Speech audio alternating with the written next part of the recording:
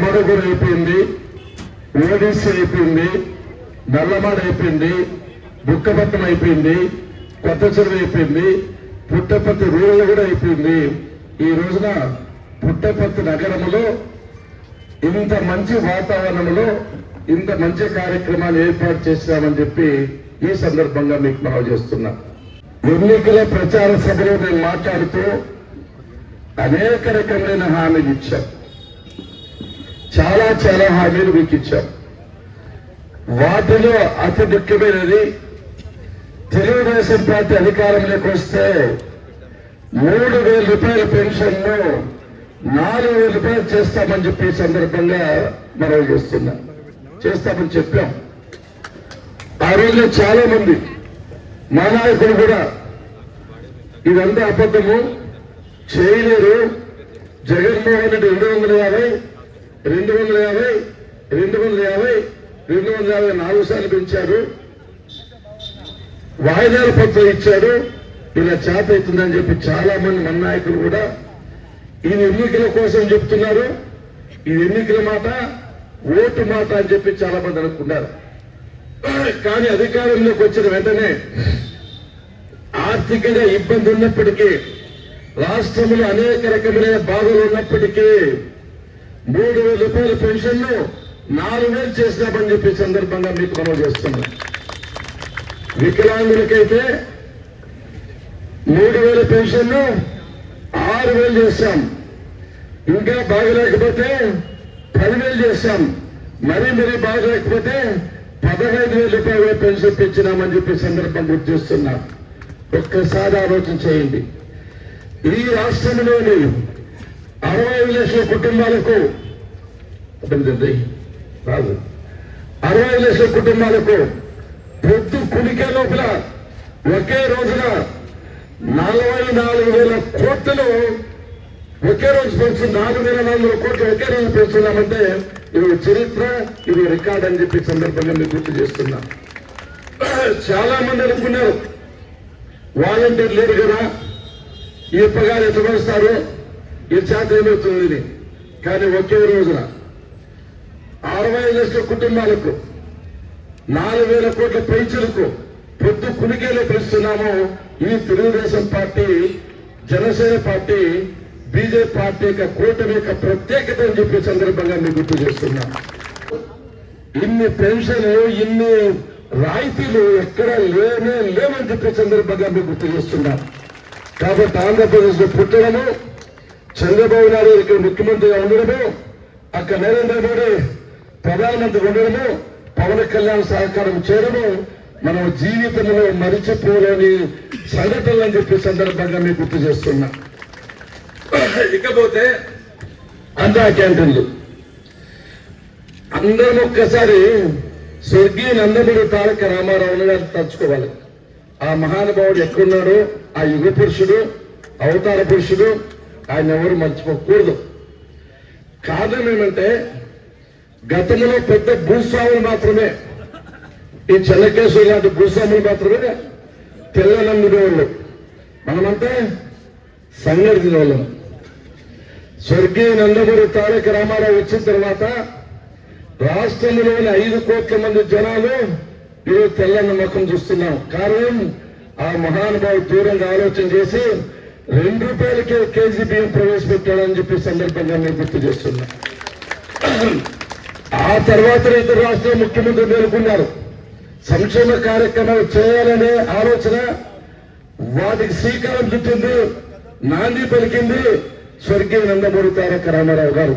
అనేక సంస్కరణలు, ఇల్లు కట్టడం, బట్టలు ఇవ్వడం, పెన్షన్లు ఇవ్వడం, ఇవన్నీ ఆ మహానుభావుడు అందరికీ నేర్పించాడు.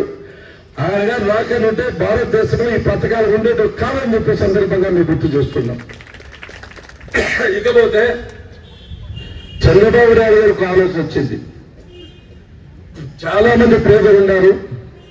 ఎంఆర్ఓ ఆఫీస్కి వస్తారు, ఎండీ ఆఫీస్కి వస్తారు, పోలీస్ స్టేషన్కి వస్తారు, కోర్టులకు వస్తారు.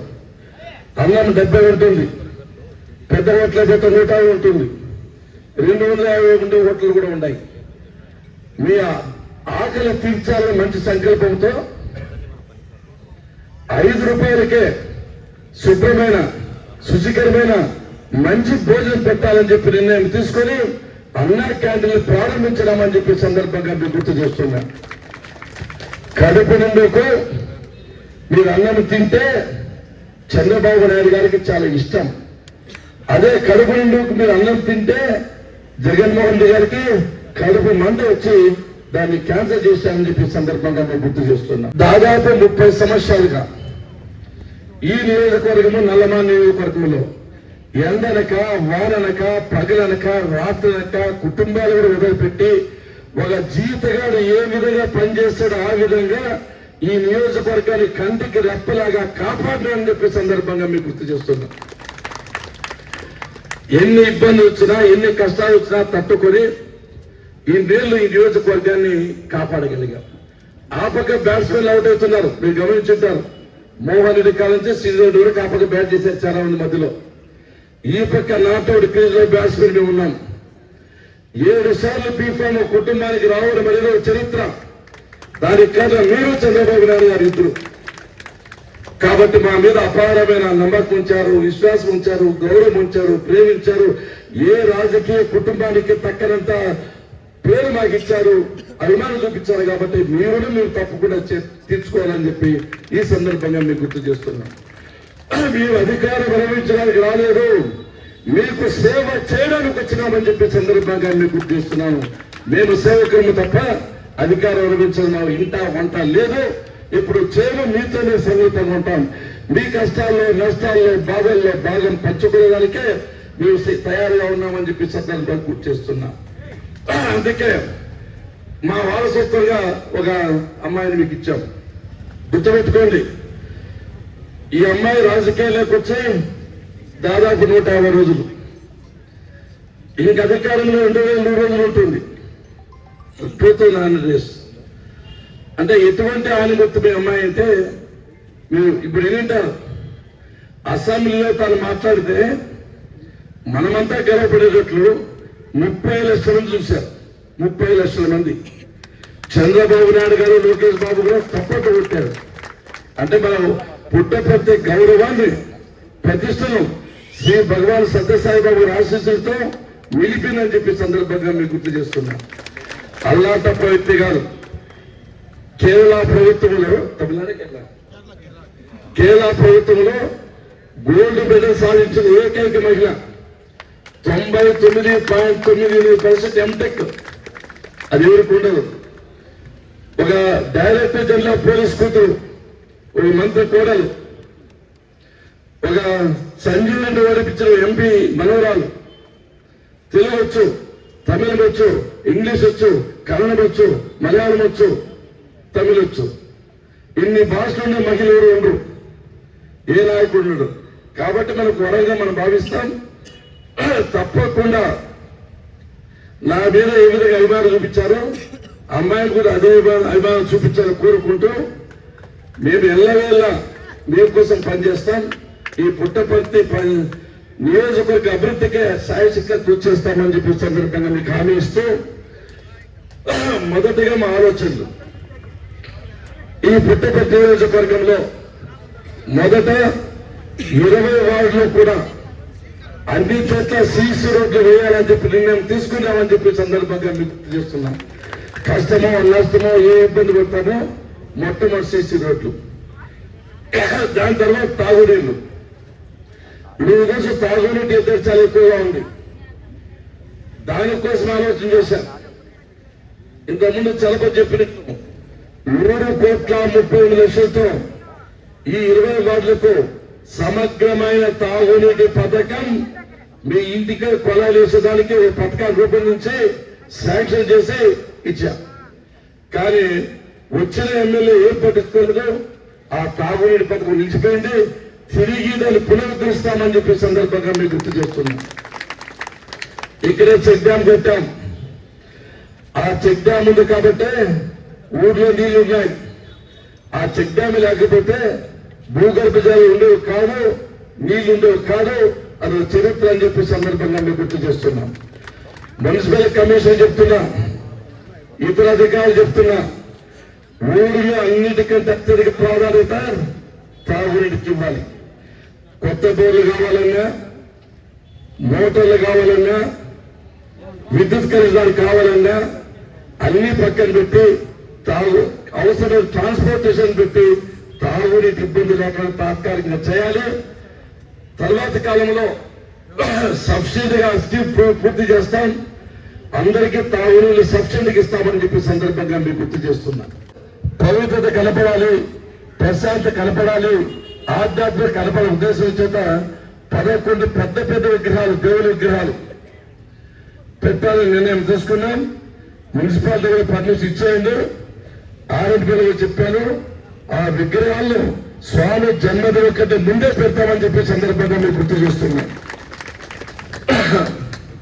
అదేవిధంగా ఇండ్లు ఎవరికైతే పట్టాలు లేవో, ఒకసారి శిల్పారామంలో పట్టాలు ఇచ్చా, దానిలో కొందరు చూపించారు, కొందరు చూపించలేదు. అవన్నీ వెరిఫై చేయమని చెప్పా. అదేవిధంగా జగనన్న కాలు ఇచ్చారు, 4 పట్టాలు ఇచ్చారు, ఇంకో చోట ఇష్టాసనం ఇచ్చారు. అన్ని వెరిఫై చేసి చాలా కఠినంగా ఉంటా, ఏది కూడా వదిలిపెట్టే ప్రసక్తి లేదు. ఎవరికైతే అర్హత ఉందో, ఎవరైతే పేదవాళ్ళు ఉన్నారో అవి క్యాన్సిల్ చేసి మీకు ఇస్తానని చెప్పే సందర్భంగా మీకు గుర్తు చేస్తున్నా.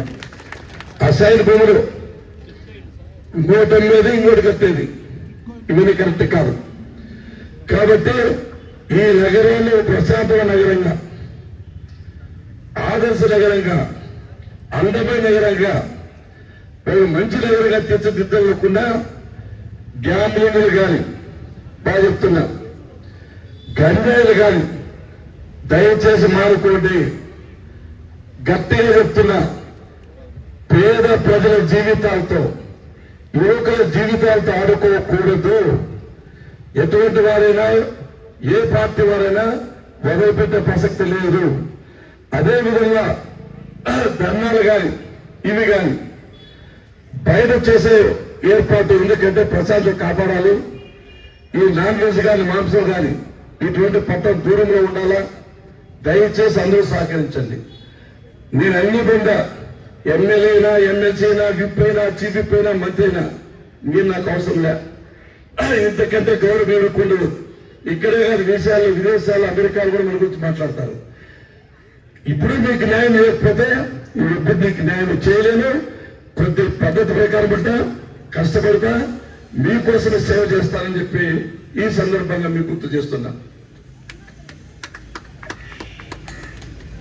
తర్వాత చివరిగా పుట్టపర్తి నగరంలో ఇప్పుడు దానం అనుకున్న ముందు ఒకసారి టెస్ట్ చేయాలనుకున్నా. ఇప్పుడు విజయవాడలో వరదలు వచ్చాయి, మనకు వరదలు వచ్చాయి.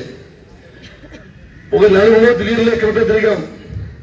విజయవాడలో చంద్రబాబు నాయుడు గారు ఈ వయసులో బస్సులో ఉండి బురదలో తిరిగి వాళ్ళకి సేవ చేశారు. 400 కోట్లు వచ్చాయి ఇప్పుడు విరాళాలు ఇవ్వబోన్నామంటూ.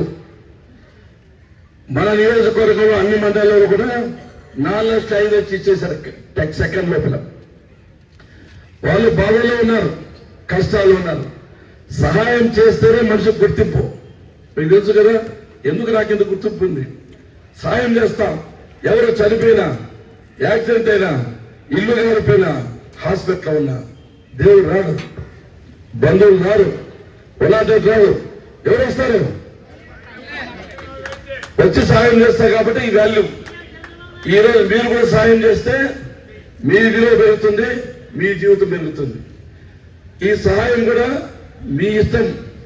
100 రూపాయలు తీసుకుంటాం, 1,00,000 రూపాయలు తీసుకుంటాం.